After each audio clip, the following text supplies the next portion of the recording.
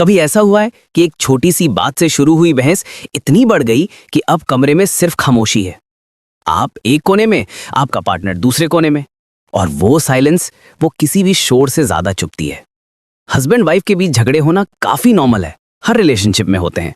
पर उन झगड़ों को हम हैंडल कैसे करते हैं वो डिसाइड करता है कि हमारा रिश्ता आगे जाकर स्ट्रांग बनेगा या कमजोर। तो चलिए आज इसी बारे में बात करते हैं। पहला पॉइंट और शायद सबसे इंपॉर्टेंट है कि थोड़ा टाइम लो पर चुप मत रहो। जब गुस्सा गर्म होता है, दिमाग आग बबूला होता है, उस मोमेंट में बात करना मतलब आग में घी डालना। कुछ ऐसी चीजें मुंह से निकल जाती हैं जिनका आगे चलकर सिर्फ रिग्रेट होता है। तो it's smart to take a step back. एक पॉज लो, कहो कि मुझे थोड़ा टाइम चाहिए, मैं भी ठीक से नहीं सोच पा रहा या रही। हम थोड़ी देर बाद इस पे बात करते हैं।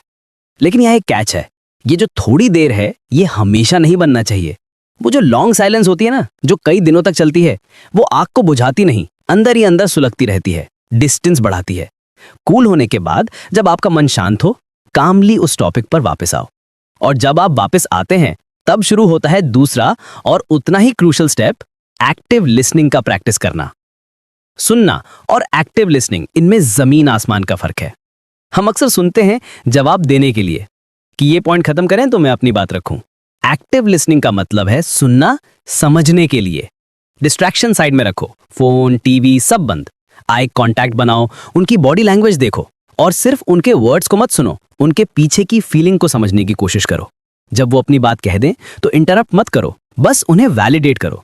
आप कह सकते हो कि ओके, तो अगर मैं सही समझ रहा हूं तो मैं इसलिए बुरा लगा क्योंकि, इससे आपके पार्टनर को लगेगा कि उन्हें सुना जा रहा है, समझा जा रहा है, और यही तो ट्रस्ट की फाउंडेशन है।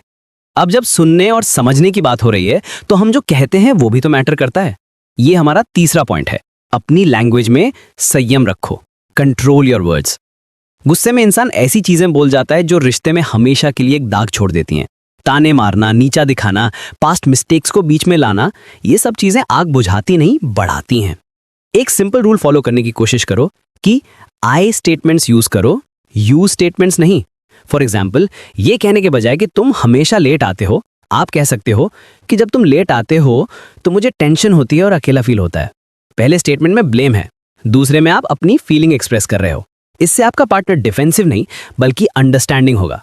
लेकिन मान लीजिए आपने सब ट्राई किया, काम रहने की कोशिश की, सुनने की कोशिश की, पर आर्ग्यूमेंट बढ़ता ही जा रहा है। यहां आता है पॉइंट नंबर 4, एक ब्रेक लो लेकिन इशू को इग्नोर मत करो। अगर डिस्कशन एक अनहेल्दी फाइट में बदल रहा है, आवाजें ऊंची हो रही हैं, तो it's okay to take a time out. आप कह सकते हैं कि लुक, अभी हम दोनों बहुत गुस्से में हैं और इसका कोई सोल्यूशन नहीं निकलेगा। Let's take a 30 minute break, थोड़ा काम डाउन होते हैं और फिर से बात करते हैं। लेकिन इस ब्रेक का मतलब ये नहीं कि आप प्रॉब्लम को कारपेट के नीचे डाल रहे हो। वो 30 मिनट्स बाद या जब भी आप दोनों रेडी हो, उस कॉन्वर्सेशन को कंप्लीट करना जरूरी है। और जब आप उस कॉन्वर्सेशन को कंप्लीट करने बैठो तो गोल क्या होना चाहिए? पॉइंट नंबर 5, सोल्यूशन खोजो, सिर्फ कॉम्प्रोमाइज नहीं। अक्सर हमें लगता है कि कॉम्प्रोमाइज बेस्ट सोल्यूशन है, थोड़ा तुम झुको थोड़ा मैं, पर कई बार कॉम्प्रोमाइज में दोनों पार्टीज को लगता है कि उन्होंने कुछ खोया है। इससे बेटर अप्रोच है कोलैबोरेशन।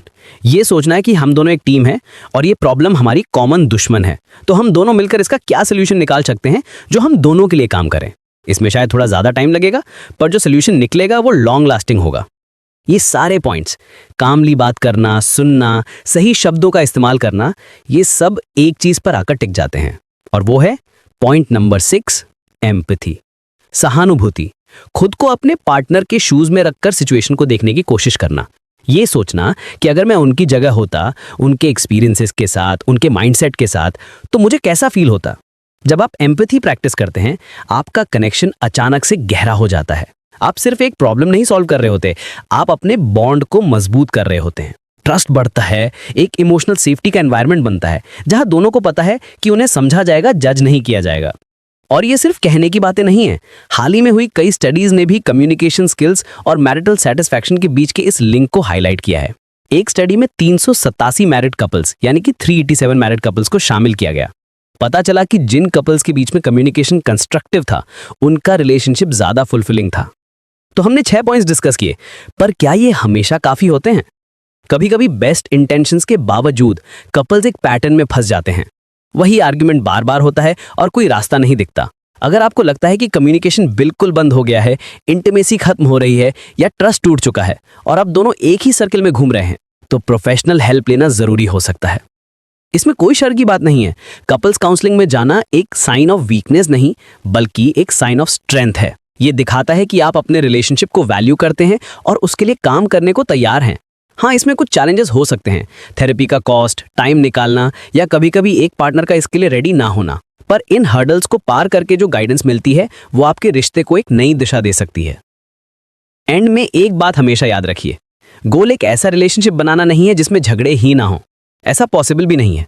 गोल है एक ऐसा रिलेशनशिप बनाना जो झगड़ों को हैंडल करने के लिए स्ट्रांग इनफ हो, जहां डिसएग्रीमेंट्स आपको दूर नहीं बल्कि एक दूसरे के और करीब लाएं, जहां हर कॉन्फ्लिक्ट के बाद आपका अंडरस्टैंडिंग और आपका प्यार पहले से ज्यादा गहरा हो।